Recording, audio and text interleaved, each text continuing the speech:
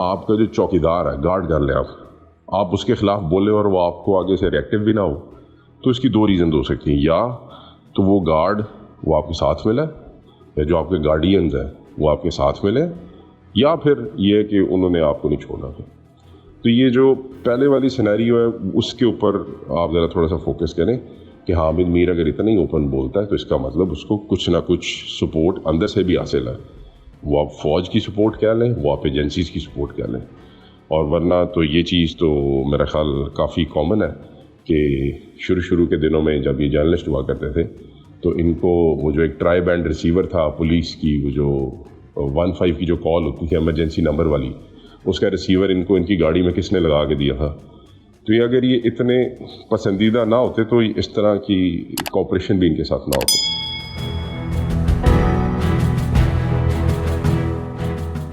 ये जो हामिद मीर वाला भी रिसेंटली केस निकला है कि जी हामिद मीर ने वो जर्नलिस्टों के साथ मिल के कोई 2-4-10 थे बीच में, वो थोड़ी सी एक हेट स्पीच टाइप की चीज़ उसने एक एड्रेस की है, और उसने फौज को भी और ISI के बारे में भी थोड़ा बहुत इधर उधर की बातें बोली हैं वो जो असतूर वाले केस में। तो क्वेश्चन ये है कि चलो जी ठीक है जी, ISI ने किया, वो 3 बंदे हैं जो भी था, उससे पहले वो जो एक और जर्नलिस्ट था ये मतीउल्लाह जान, उसको उठा के ले गए, फिर अगले दिन छोड़ दिया। तो यार बात ये है कि किसी इंडिविजुअल का जो एक्ट है ना वो किसी ऑर्गेनाइजेशन पे तो नहीं डाला जा सकता। जिस तरह मतलब आप किसी दफ्तर में ले लें या किसी फ़ौज में ले लें कि एक मतलब स्पाई अगर कोई काम करता है तो उसके CEO को तो नहीं टांगेंगे। अगर कोई भी काम ऐसा अगर जिस तरह हामिद मीर साहब को गोलियां लगी तो हामिद मीर साहब नोज़ कि उसको किसने गोलियां मारी हैं, क्यों मारी हैं, और अभी तो काफ़ी सारे लोगों को भी पता चलना शुरू हो गया कि वो गोलियां क्यों लगी थी और किसने मारी थी और कैसे लगी थी और उसको इसने इनकैश कैसे कराना था। तो ये तो एक सिंपल मतलब एक शेवा बना हुआ है कुछ कम्युनिटी का कि अपने आप को थोड़ा सा सिक्योरिटी रिस्क डाल लें, आप सिक्योरिटी रिस्क में डाल के आप उधर रिजाइलम अप्लाई कर लें, और बाद में सारी उम्र ये कहते रहे कि देखिए हम तो नहीं आना चाहते थे, हमें सिक्योरिटी रिस्क था।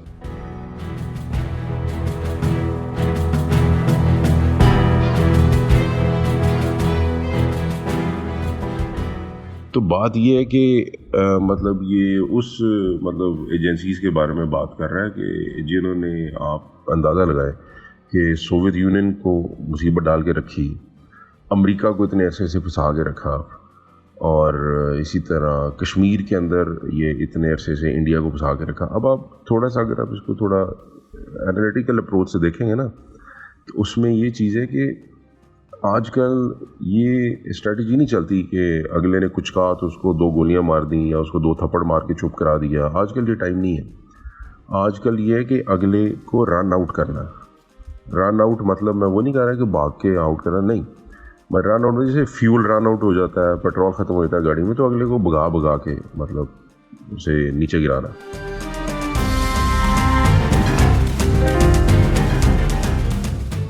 तो अब ये देखिए कितना ड्रेन हो रहा है इंडिया उस कश्मीर में फ़ौज की वजह से। अमेरिका जैसा मुल्क जो अपने आप को सुपर पावर कहता था अफ़गानिस्तान में ड्रेन हो गया। अब आप इसी से हिसाब लगा लें, सिमिलरली सोवियत यूनियन भी ड्रेन हुआ। तो इसमें अगर ज़्यादा नहीं तो कम कंट्रीब्यूशन भी नहीं है पाकिस्तानी एजेंसीज़ का, तो उन्होंने तो अपने ख़त्े में सर्वाइवल लेना था। अब आ गया दूसरी चीज़ कि अक्सर ये बात करते हैं कि जी सेक्रेड का हुआ जी, इसके बारे में कोई बात नहीं है। भाई जितनी खुल खेड़ से पाकिस्तान में बात होती है एजेंसीज़ के ऊपर, मुझे पूरी दुनिया में किसी एक डेमोक्रेटिक कंट्री का हवाला दे दें कि जिसके अंदर उसकी लॉ इन्फोर्समेंट एजेंसी के मुताबिक इस तरह की बातें होती हैं। तो भी इस हिसाब से तो बहुत फ्रीडम है। सिर्फ ये कहा जाता है कि भाई आप डायरेक्ट ना हो, जिस तरह भी जैसे हामिद मीर सब डायरेक्ट हो गए। लोगों की मिसकंसेप्शन है कि जी अच्छा जी जियो का, भाई जियो इज़ अ बिज़नेस।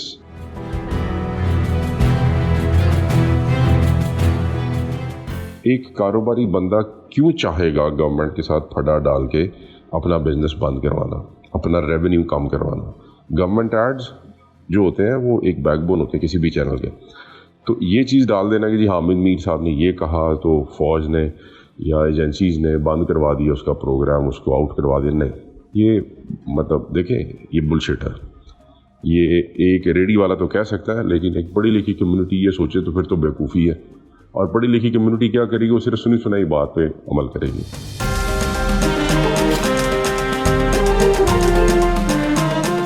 तो आप इसको खुद एनालिसिस करें। एक कारोबारी, आप अपने आप को मीर शकील रहमान की जगह पे रख के सोचें कि आपका बिजनेस है, एक अच्छा रेवेन्यू जनरेट कर रहा है वो आपके लिए। आप खा के उसमें फड्डे में पड़ के आप अपना रेवेन्यू तो नहीं ख़राब करेंगे, अनलेस आपको कहीं और से रेवेन्यू आ रहा हो। तो जब कहीं और से रेवेन्यू आ रहा था तब वो चीज़ें करते थे। अब जब उधर से चीज़ें बंद होना शुरू हो गई हैं तो अल्टीमेटली उनके लिए वाला रेवेन्यू बहुत इंपॉर्टेंट है। तो ये कोई इंटरनल उनके आपस की भी चीज़ें चल रही हैं। और हामिद मीर वॉज नॉट वो एब्जॉर्ब वाली पर्सनैलिटी नहीं था वो, मतलब वो इतनी कोई पसंदीदा पर्सनैलिटी नहीं था चैनल के अंदर भी।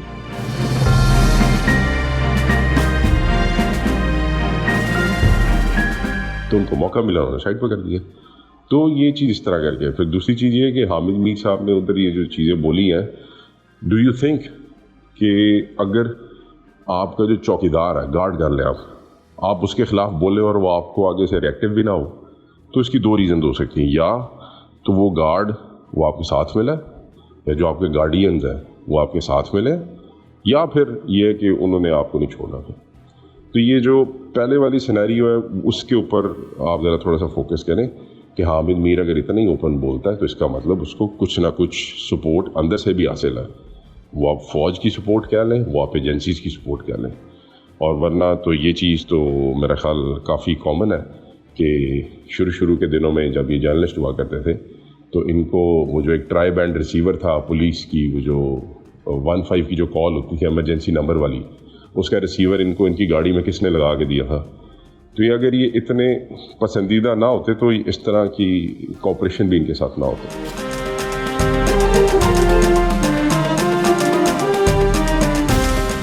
तो ये इस चीज़ पे आप अपने आप को ज़रा थोड़ा सा रखें कि Hamid Mir was or is favorite personality of some particular circle within the फौज और within the ISI as well। तो क्या है कि ये मतलब एक पसंदीदा पर्सनालिटी थे और हैं, इसलिए ज़रा थोड़ा सा वो एक होता है कि एक बच्चा वो ज़रा थोड़ा सा मुँह ज़ोर हो जाता है कभी कभी, तो ये उस टाइप की चीज़ है। तो इसमें कोई इतनी कोई बड़ी बात नहीं। बाकी रह गया वो जो असतूर को मारामारी वाला मामला था, वो एक पर्सनल कन्फ्लिक्ट है उसका, वो जिसको इनकैश करवाने के लिए वो पट्टियाँ बांध के पेश भी हो गए, वो अगले दिन पट्टियाँ भी उतर गई। अब आप खुद सोचें कि ऐसा ही मतलब अगर हामिद मीर साहब को गोलियाँ मारती है तो वो 6 गोलियाँ मारेंगे उसके पेट में, मतलब एक भी बहुत है अगर मारनी होती तो। अब थोड़ा सा अगर आप एनालिसिस कर लें, वो अगला सिडान कार में बैठा था, सिडान कार में वैसे ही बंदा चेस्ट तक कवर होता है, तो अगले ने पेट में लाके क्यों मारी, पॉइंट है ना।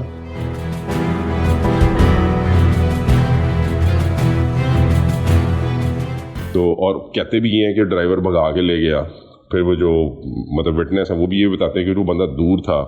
तो एक डिस्टेंस पे सिडान कार में आप कैसे गोलियां मारेंगे जिसकी चादर भी लोहे की होती है कि वो 6 की 6 उसकी उसमें लगे, पेट में लगे, वो कंधे शंधे पे लगती, कोई गर्दन गुर्दन में लगती, कोई मतलब और किसी जगह पे लगती, जो चीज़ एक्सपोज थी। यानी एक्सपोज पार्ट्स पे गोली नहीं लगी, वो हिडन पार्ट्स पे लगी जो उसकी बॉडी, गाड़ी की बॉडी की वजह से कवर हुआ था। एनीवेज ये मतलब मसला ये नहीं है, मसला ये कि मतलब फैक्ट्स होते क्या हैं और दिखाए गए जाते हैं, हमें ये देखना चाहिए ज़रा थोड़ा।